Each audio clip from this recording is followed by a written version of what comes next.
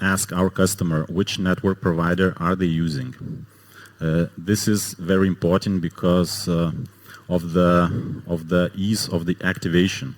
If you provide us all the information about your network provider, we can insert it into our database, so you wouldn't need to activate the device using a cable or sending SMS commands or so on. So as you can see in the picture on the left, there is an IMSI code, and 5 first digits of this code actually are country code and mobile network code. By these numbers, we identify the operator and assign a specific APN. It doesn't matter if it's a private APN or a public one. We can create separate database just for your customer. So in this case, we avoid conflict situations if we have different customers in the same country and they are using same operator but different APNs. Okay, let's move on. Real-time data. So this is a picture of a specific device. You can see some basic parameters here in FMset. Like I mentioned, we are not sending like a full packet to our configuration manager. It's just some basic parameters like input status, position, satellites, HDOP, last activity time, and of course configuration states. The settings basically covers all the dynamic fields which you can find in FMset, and the firmware is made by our developer team. It basically contains all the functionality, the interfaces, the bug fixes, and so on. So it is released by our team and usually updated by our team. In some cases, of course, we give the firmwares to our dealers so they can update it on their side. Okay, FMset, device logic templates.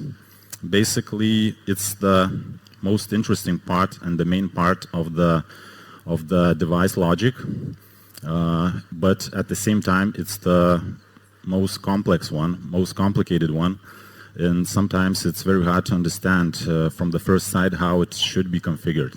So I have divided the logic template into 3 parts. Functions, parameters or values, and conditions. So the first one basically is an actual specific function, like you see an example, data send period. It's an actual timeout, how often device should send data to your server. The second one, the value, it's related directly to the function, right? So like you see in this example, the value is 30 seconds, and the value format can differ depending on the function itself. It can be a drop-down list, it can be an input field with digits like you see here. So basically, you pick a specific value for the function. And the third part, which you see in green, it's the conditions. All those checkboxes, 30 of them to be precise, are signal conditions. And as you can see in the example, I have picked 2 different conditions, 2 different parameters for the same function. That means I set a checkbox in one motion to 30 seconds. That means if motion is present, the device will send data every 30 seconds, and if motion is not present, the device will send data every 120 seconds. Be aware that we don't have any limitations of the parameters, so you basically can create as many parameters as you want, just the logic should make sense in order for the device to operate correctly. So in other words, we added here some kind of logical operations for our device because, for example, we can configure it differently. We can set 2 different conditions in the same parameter. For example, I marked in one, I also can mark in the same parameter ignition. That means that both of these conditions should be met at the same time in order for the device to send data every 30 seconds. So this is the main part of the whole structure of the logic, and all the functions in the logic template uses the same structure. That means function, value, and same 30 conditions. Device logic templates. After you create a logic template, Basically, you don't need to create the second one from scratch. You just need to press a button, which you see here, duplicate. That means you are going to reuse all the parameters which you already did and just adjust the functions which you specifically need to adjust and save it. That also lets you to save a lot of time while creating different templates for different devices. One more thing, interesting thing, that when you create a template, assign that template to, let's say, 100 devices. If you need to make a change, you don't need to make changes for all the devices. You just go into this template, make a change, and it automatically will update all the units. And as you can see, marked in red, it shows how many devices is actually using this template. We made it like a safety precaution because there were cases when, for example, customers didn't realize that this template affects so many devices. They made like an update, an unwanted update, and like affected hundreds of devices by their change. Device mass update. Device mass update is basically a simple table which contains all the dynamic fields, all the configuration parameters which you can find going through the FM set. So we put it in one table just in order to update your devices more fast, let's say, yeah. And from our experience, we always use the firmware update most frequently, because when we release a new functionality, no one wants to like update devices manually one by one, so we can make just mass update for 50 units or something like that. Very useful. Your customer management, as you can see, it's a very simple system. Basically, administrator is BCE support. We see all the units of our customers. And then the dealer part is our integrators, our distributors. We give full access to them. That means basically they can do all the same that we do, just see their specific devices. And our integrator has its own sub-dealers. Sometimes it's convenient just to, to have statistics on how many devices you have on a specific customer, or in specific cases our customers give access to FMSet to their customer. That means in this way their customer will only see his own devices, and you as an integrator will see all the units on your account. New version of Configuration Manager. Currently we are working on a new version of our Configuration Manager. There are a few reasons why we're doing that. The main one that we are moving to a new generation hardware, which will have different communication protocol, different flexibility, different functionality. So as the hardware evolves, we need to move on with the configuration side as well. So we divided new configuration manager creation into 3 steps. The first step was just to make a copy of the old FM set, just with new design and some minor fixes. The second stage is minor changes based on our customer needs, because we always get a feedback from our customers what is right or what is wrong in the current version of FMSet. So we hear you, we listen to you, and we are making changes in the new configuration manager. And the last stage will be different structure settings for the new hardware type, which was presented by Simonas yesterday with the MQTT protocol and all the new functionality. So let's get back to the logic templates. Here are the main key points of logic templates. I will show you now some examples of the logic templates just to get a better understanding on it. So basically, logic template is the main unit which is controlling our device. How you configure the logic template, you will get a result in the monitoring platform. Logic template structure, as I showed you in previous slides, has a very flexible structure to make flexible configurations. Same communication protocol allows you to use same templates for different hardware versions. That means that throughout the years we were making changes in our hardware versions, but basically you can just copy and paste the old configurations for the new devices because the protocol is the same. We just add new parameters, new functions, but there is no conflict on the configuration level. Many virtual parameters. We have like many virtual parameters for our customers. With these parameters, they solved many problems, many tasks have been done. For example, timers, virtual timers, just to get a delay on input, output, or something like that. And from my experience, what I saw from different customer configurations, that it's possible to achieve the same goal using different ways. So one customer will use his own configuration, other one will use slightly different, but basically you can achieve the same goal using your mind, your thoughts, how to configure that. So here we have a specific example of the logic template. This contains also from 3 parts. It involves geofencing, it involves speed threshold, and it involves output control. Basically, the task here is very simple. To activate an output which is connected to a sound alarm, depending on geofence and depending on speed threshold. So I will jump now to second slide. Here we have geofencing. Basically, we don't have any tool in FMSet to draw geofence. But here you can use Wialon to make your own geozones, export them in KML format, import them in FMSet, and you don't need to do anything else. You just import them into FMSet, make a group of geofences, and assign that group to a specific device. So after we do that, we can go back to the logic.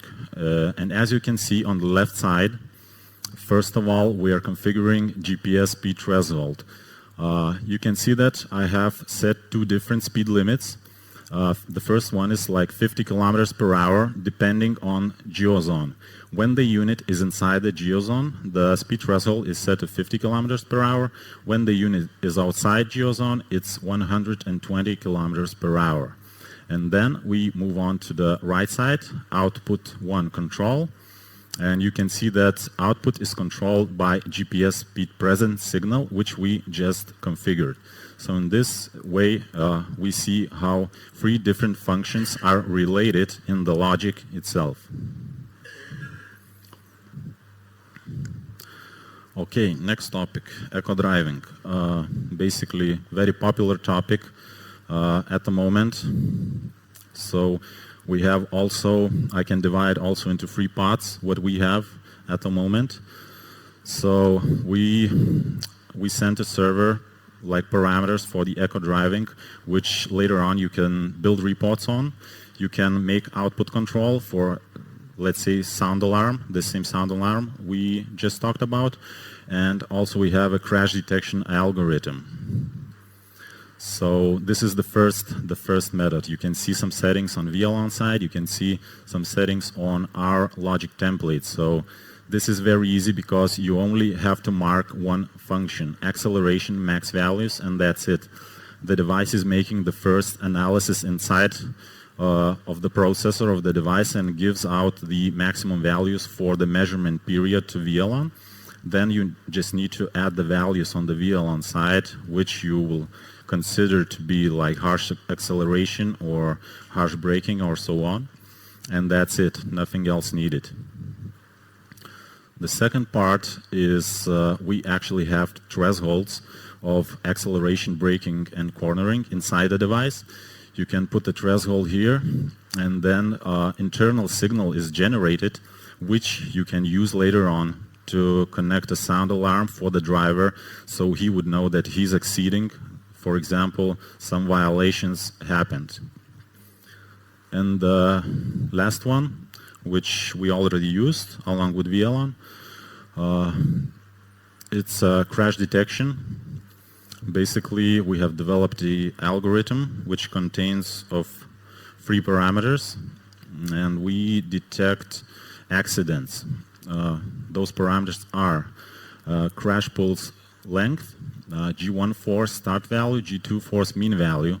That means that we register first value from which we should start measuring the accident. We have the pulse length for how long the accident should actually happen in milliseconds, and we have the mean, the average value, which should be exceeded for the notification to receive the notification that the accident is actually happened. So you can see in the diagram 2 different examples. For example, maybe you hit a road bump, or maybe there's an actual accident. So how to divide, how to separate these 2 things. But on the left bar, you can see that a road bump is actually also similar G value, but it happens for a much shorter period, and the actual accident is much longer in milliseconds. So that's how we separate small bumps from real accidents. The second topic is working with Canvas. This is also getting very popular among various regions, and we are working strongly into this direction. Actually, we had a device with 1 external antenna which only had 1 canvas line, but we saw that we cannot cover all the parameters, all the needs of our customers, so new line of devices already has 2 canvas lines. That means that you either can use, for example, in a truck, 1 CAN line to get the standard parameters from the canvas, the other one for additional sensors like fuel level sensors, which are also working in canvas protocol. Or in light vehicles, as you may know, many light vehicles use and send data through different canvases like comfort CAN, engine CAN, OBD diagnostics. So that means you can connect differently 2 CAN lines and receive different parameters from those lines. So this example here, it shows our CAN database, which we are constantly improving. We are adding new connection diagrams, so our customers would know where to connect, where to find the specific wires. And on the right side, you see on the logic template level, you see the selection of the vehicle. But for new type of hardware, we changed that, and let's check it out. New CAN database with FMS series devices. So like I mentioned, 2 CAN light support and 1 logic template for different models, which will be also very convenient, because earlier you had to create a new template for every new model. Now you can use the same logic template, and we separated the programs into a different settings field, so you can select programs differently in new database. You can see here the database itself. So basically what we are doing, it will be improved in a new FMSet version. So you have a search, you can select your model by your vehicle by model by year. You also see a description which will contain the actual parameters which you will receive from that CAN line, and we will add 1 more tab where you can directly go to a connection diagram for that specific CAN line of the vehicle. Adding new models to our CAN database. So we have 2 methods for that.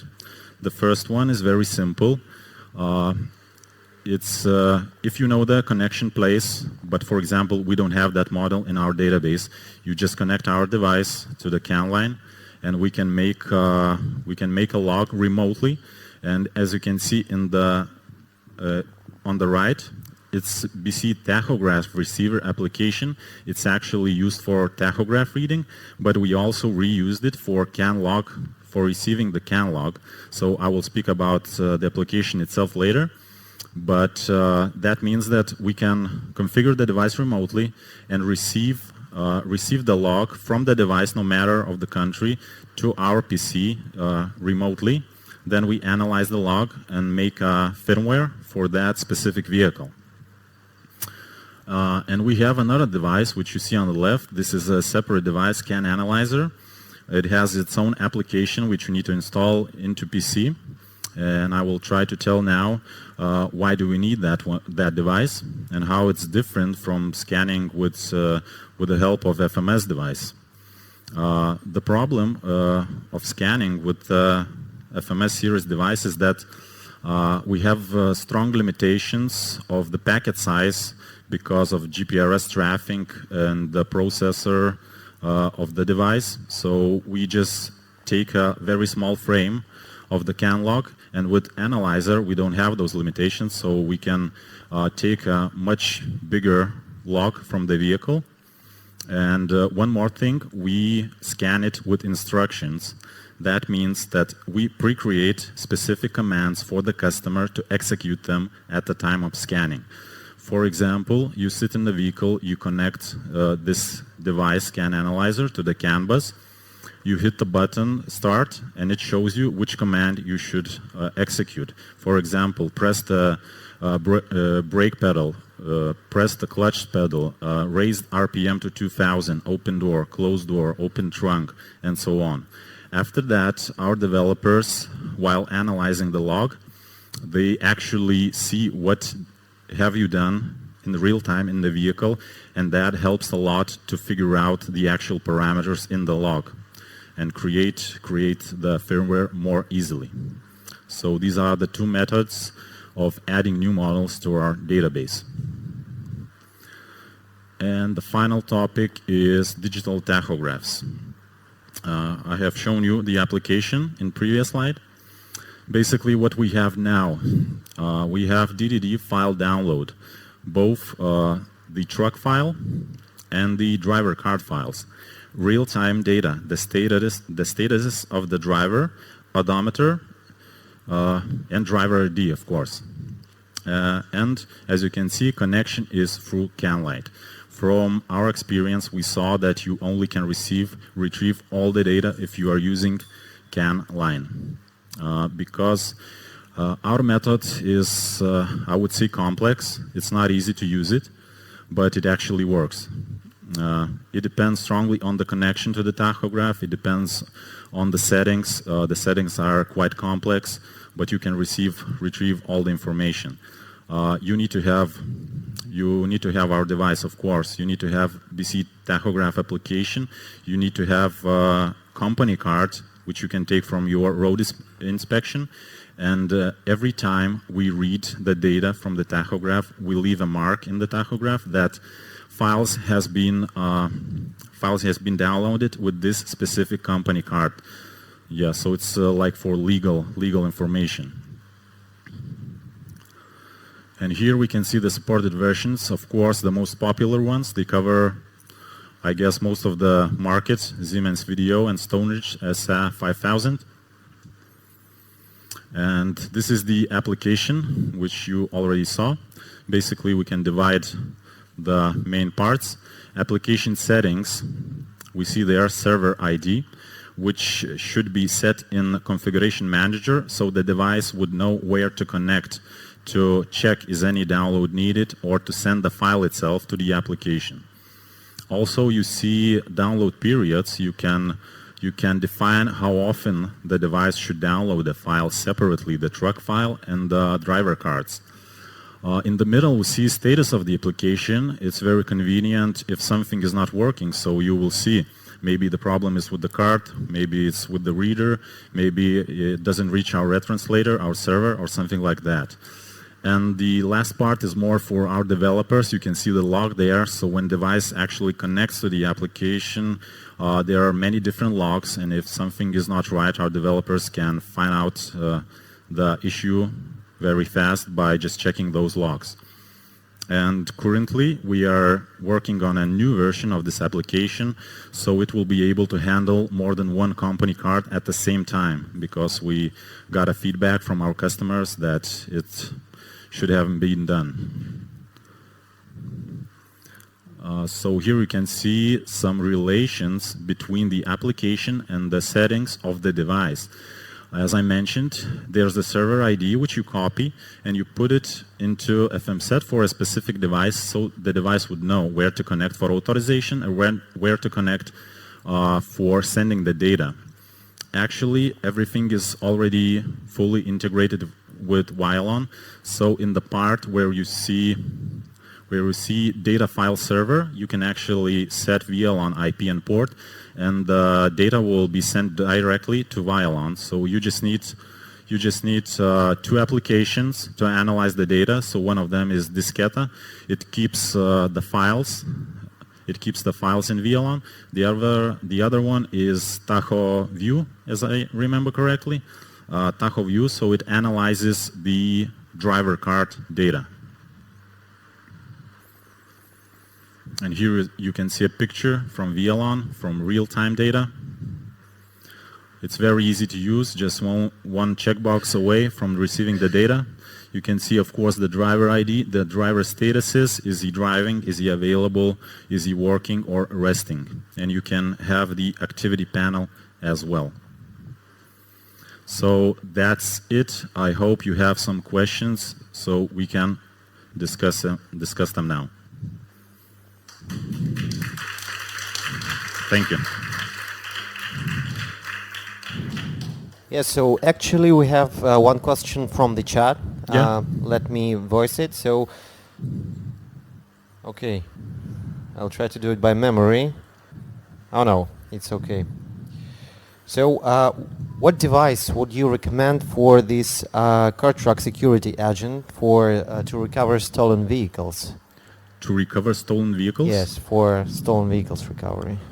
Basically need to understand the specific needs of the customer, but actually you can use any of our device, even the basic one, because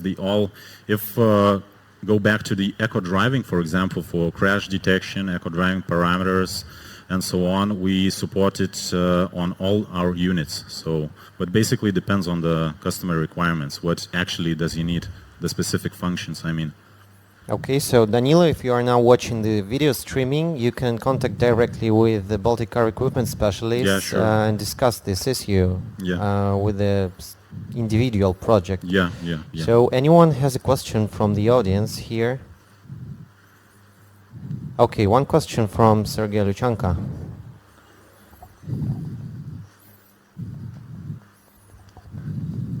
Thank you for the presentations. Was very informative. I have a question regarding. So at some point you showed regarding the eco driving, right? Yeah.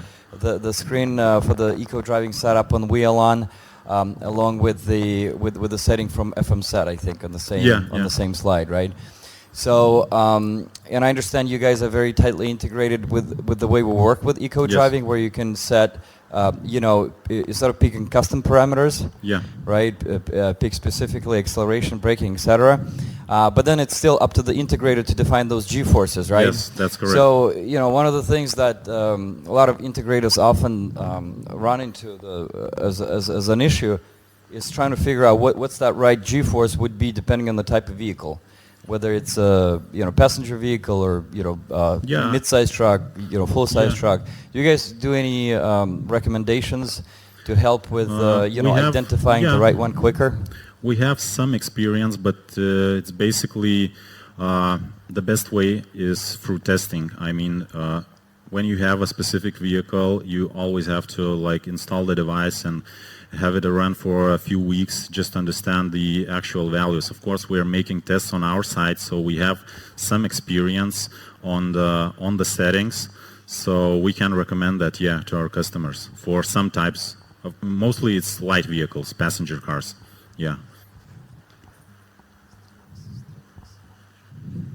Any more questions from the audience?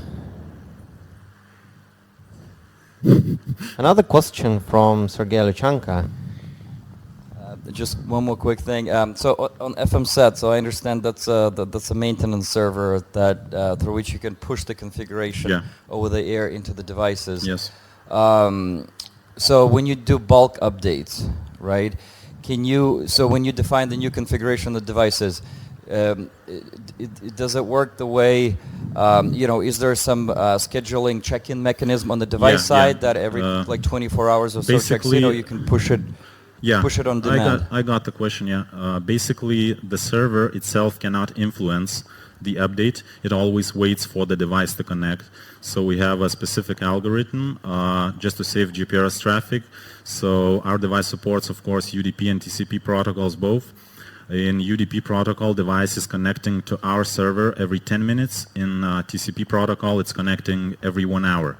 And of course, you can push the device by SMS command or something like that to connect fast. Okay, any more questions about this hardware? Okay, we have a question here. Thank you for waiting for the microphone. I have one question. You just said if your device doesn't support this car protocol, the customer can give you the detail, can use your like the CAN scanner or analyzer. Yeah. When we provide this data to you, do you charge a service fee? Sorry, can you clarify the question? I mean, do you charge if you charge? Yes. For the firmware, you mean? Yeah, I mean the new protocol for the car. No, it's free. Yeah. Okay. Normally, how many days? If we provided the data? It depends on the situation. Sometimes it's the same day. Sometimes it can take a few days or up to a week. But okay. Yeah, it depends on the situation. Thank you. Thank you for the question. Any more questions? Okay, so you can find these guys here in the office today, and I think we can proceed with another speaker. Thank you very much. Thank you very much, So let's everyone. applaud to the Baltic Car Equipment Company, who are holding the first training sessions for today. So these guys are really tough with this, so applause is what they deserve. So let us proceed with video tracking solution. The topic was booming during the workshops, and we hope it will arise the same interest at least here during the training sessions.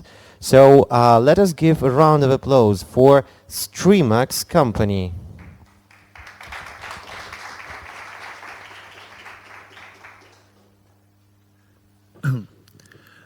Good morning, Gurtam Partners. My name is Jerry, and I'm from Streamax. Today, I would like to share our experience with videos. And in my training sessions, I have split it into two parts because we discovered most Gurtam partners are fairly new to the field of videos. So first, I would like to introduce a little bit of what we could do with video, and the second part would be how to configure it in a Wialon platform. So let's start with a quick company introduction. So we were founded in 2002, and our focus has always been empowering our partners with comprehensive video surveillance solutions for commercial vehicles. As you can see, we cover school buses, trucks, public transit, and taxis, and many different verticals, for instance, police cars, etc. We have global presence, and we have carried out many successful projects over the years, and the largest one being the Ecuador National Project, which we deployed 80,000 units in one project. And we are ranked as the second largest providers by IHS. We now have office in Houston, Mexico City, Milan, London, Abu Dhabi, and Singapore to provide localized service to our partners. And we are very focused in R&D. So we now have 1,500 employees, and around 500 of them are research engineers. And 100 out of these 500 is now working on our AIs. And last year, we invested $50 million in our R&Ds, which is 11.8% of our annual revenue. And it was mentioned in yesterday's session that our machines cannot be destroyed, and this is why, because we have go through a series of testings for all of our equipments, including salt spray measurements. So from design to mass productions, all of them have to go through a series of testings. So we have our internal labs to make sure our products is up to the highest standard. And now let me show you a little bit of our school buses. So before the school buses arrive, our MDVRs will give the location of the school buses, and then this information can be transmitted to the parents. So they could know exactly when the school buses is coming, and then they could know when to bring the kids out. And once the kids gets onto the school bus, he will swipe his student card, and then a snapshot will be captured and be sent it to the parent's mobile phone. And then off we go.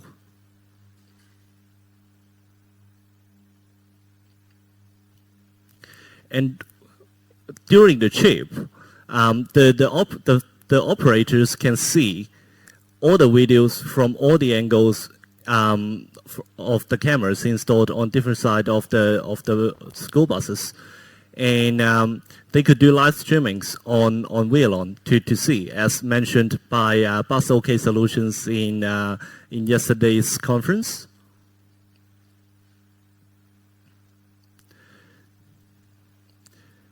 And when the school buses has reached the final destinations, we will instruct the drivers to check the whole surroundings and inside of the school buses, because we saw tragedies around the world where little children was left in the bus and suffocated due to heat stroke. And we have continuous motion sensors and a button located at the end of the school buses to make sure the driver have to do a check for the children on the bus. And this is all the available equipment for our school buses solutions. And for public transit, we also have a lot of different cameras, MDVRs, and also the peripherals to get this work. One useful functions that we could do using video is anti-terrorism face capture. In many regions in the world, they are facing a lot of challenge in these situations of locating terrorists or wanted persons. So our cameras can automatically detect the face of all passengers and also people on the stations, and taking a unique snapshot of their faces. And this can be transmitted to the police departments for them to do facial recognitions and find the wanted persons they want. And we are also giving you the capabilities of automatic passenger countings. This data can then be transmitted to Wialon to give you a comprehensive report of people coming in and out of the buses at different time or different locations. So this these data can be used by bus operators to do dynamic routings, dispatchings, and in some areas in the world, fares dodging is very common, and these can be used to check how much money you are supposed to have and compare it to how much the driver is actually giving you, and that has been proven very popular.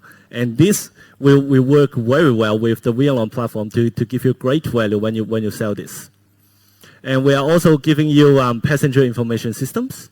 And you could do station announcements, and you could play your advertisements. And we are bringing that to the platform shortly. And for trucks, I believe that's most of your, this is the major part for your business. And we have a series of hardwares to help you. So we would like to highlight first is our active safety systems. This is how it is installed. And you can see the forward-facing and driver-facing. Using video, we could do forward collision warnings and lane departure warnings. So you can see we are checking the distance of the vehicles in front, and we are checking the lanes. These features could give real-time warnings to the drivers, and when he have bad driving habits, fleet operators could clearly know every time that happens, and he could do targeted coaching. And this is detections we could do on the driver's side. Driving fatigue, phone detections, smoking detections, and driver distraction detections. This is all done automatically and locally by our cameras. And we are also giving you blind spot detections. So whenever there's a pedestrian near the vehicles, then we will let the drivers know there are pedestrians you have to watch out while you're driving.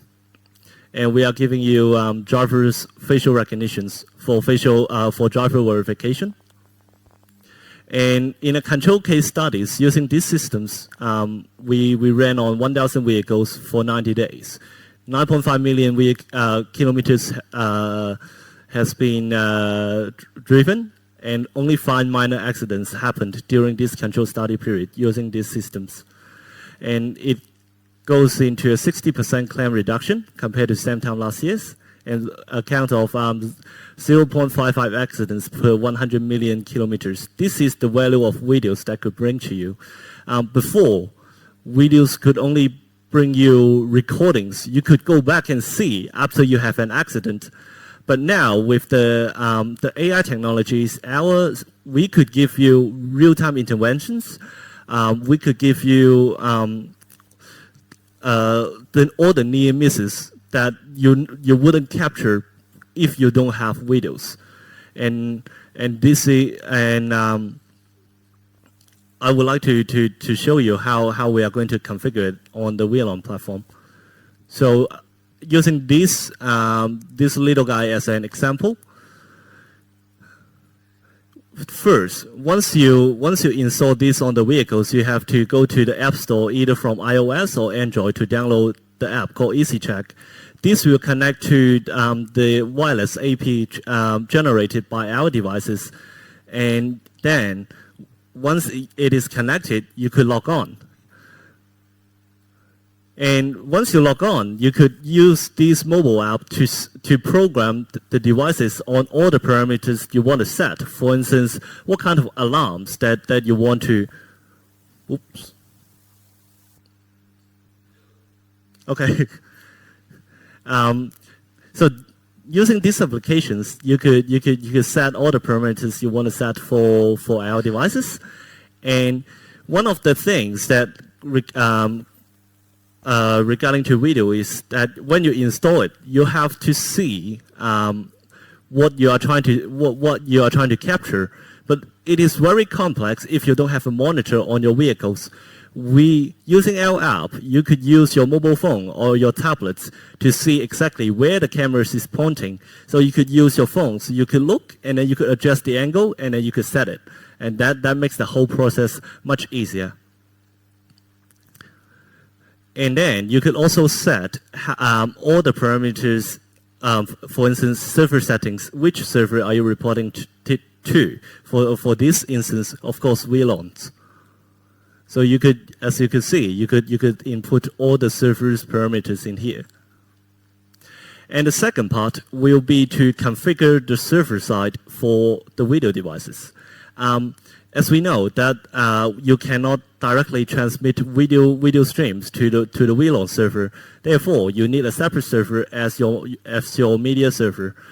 We will provide you with the necessary installations for the media server, and then you have to install that first, and then we will give you the RTMP.zip files that you have to unzip into the server's installation site.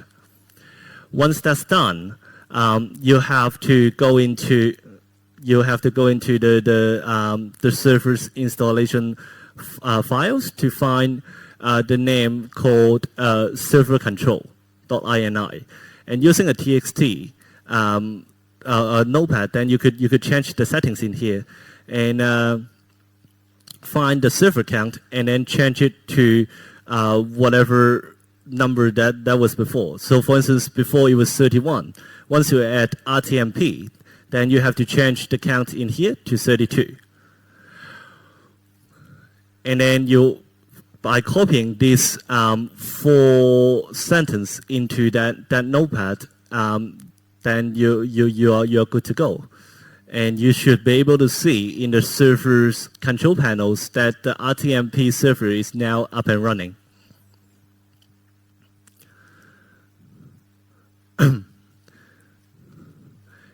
But and then after this part, you see the RTMP server is in here. You have to restart the programs, DVR server control, and that will give you the workable server. And you could use this step to check it. So you go to the website, www.waza.com, and test players to go into your server settings to check whether you are now getting video live streams of the server. And please keep in mind, we do need the port 19350 to be opened. If that port has been occupied by other applications, then you have to use a different port, and you also have to change your mappings of the router accordingly. Then, after you have get the servers up and running, you then have to configure our devices in the Wialon platform. So first, you have to add a unit, and then select StreamMax, whatever MDVRs or whatever parts that you're using. So you could select it in there. And then in the next step, you would enter the video server's IP address and also the unit's IP address accordingly. And third is the camera's alias. So we give you a sample template that you would enter into that. So for channel 1, you just change the CH equals 0, and then for the second channel, then you change it to channel equal 1. And then you will be able to do your live streamings on Wialon. So anytime you click on the video icons on the Wialon platform, you could see the live streamings of our cameras. And then when you're trying to download history video commands, you first have to go to the device configurations to set the time zone difference between your control centers and the units is actually running. So once you enter that, you could then use the command of download history videos. And then you could select the date of the date of the events you want to download, and then you enter which channels of the cameras, and then how many seconds you want to download. And then you could send the command of video downloadings, and then the videos will be automatically downloaded in here. Another functions that you could use in Wialon is to record live videos. For instance, you're monitoring an ongoing event, and you want to record this in real time. And you could do that in Wialon using the record live video command. So first, you have to select which camera channels are you trying to record on this device. And then you want to then select how many channels you need to input, how many seconds that you want to download to the platform. And then you then execute the command. The notifications will return whether the command has been executed and where the video files will be available in here as well. And lastly, you could control the MDVRs using the outputs control command. So you have to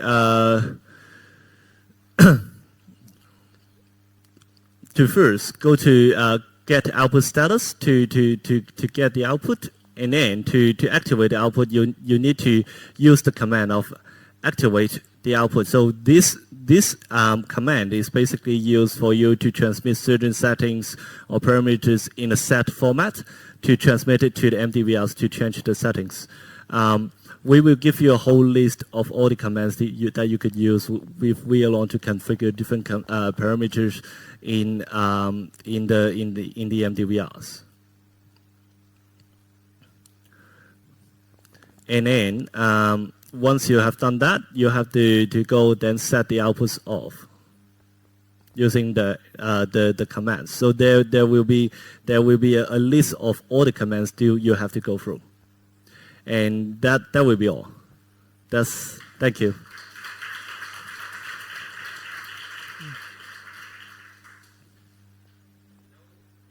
Okay, and now we're ready to hear some questions from the audience, and we have one already. Mm-hmm. Hi, I noticed you have Windows Server. Any plan for Linux server? The server, we do have Linux server as well. Yes. Okay. Any more questions? You can also leave those in the chat. Yes, we have one.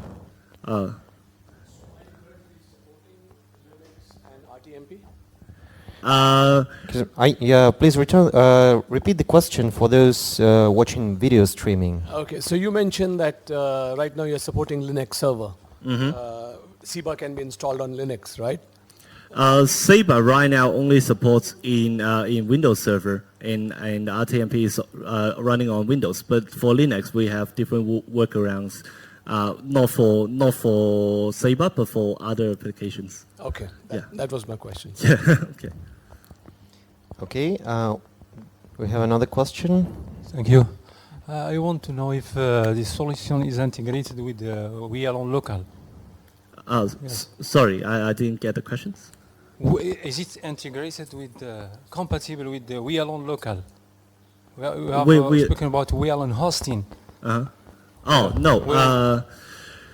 Right now, I believe this gentleman's question is regarding to the service hosting. Is that correct?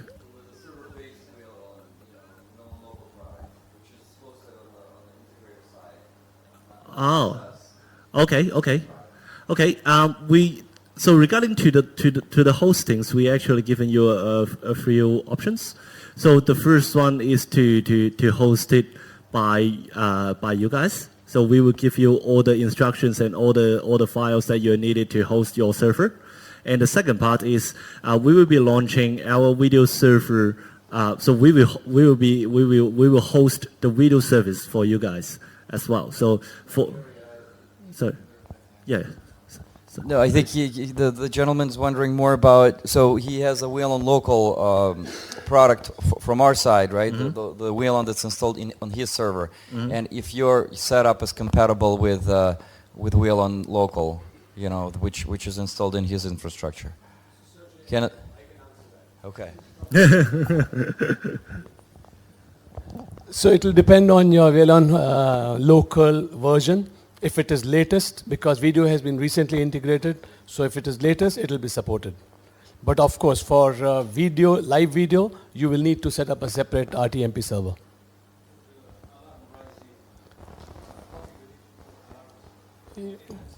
Yeah, so if you're using the latest Wialon local, it will support.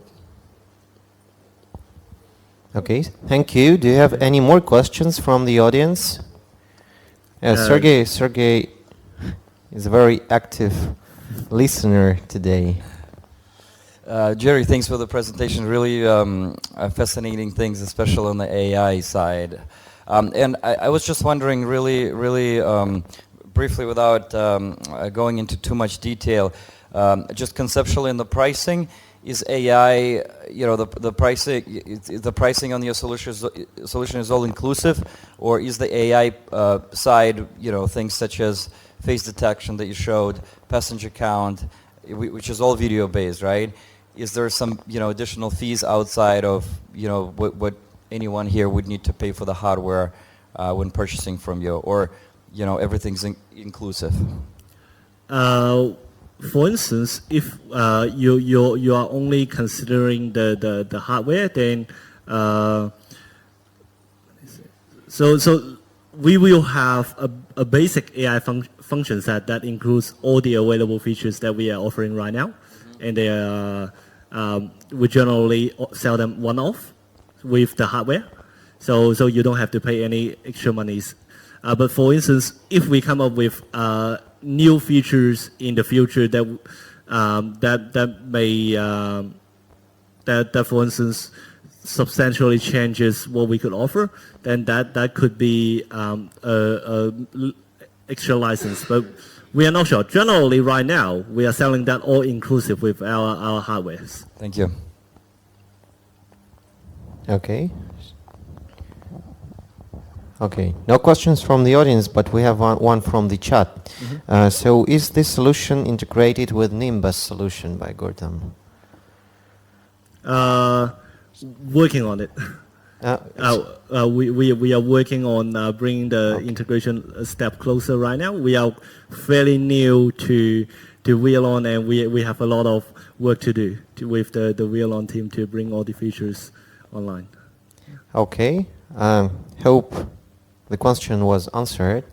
So if we have no more questions from the audience, now we are going to have a coffee break, and it will last for 1 hour. It was supposed to be half an hour coffee break. So let us thank Streamex company first. Yes, I forgot about it. Thank you. So you can find all the Baltic car equipment and Streamex guys during this coffee break. So I suggest you use this coffee break wisely and visit all those Gurtam departments and talk to Gurtam specialists you are interested in. So just take away coffee and you have 1 hour on all these 4 floors of this business center. We'll come back at 1 p.m. With this security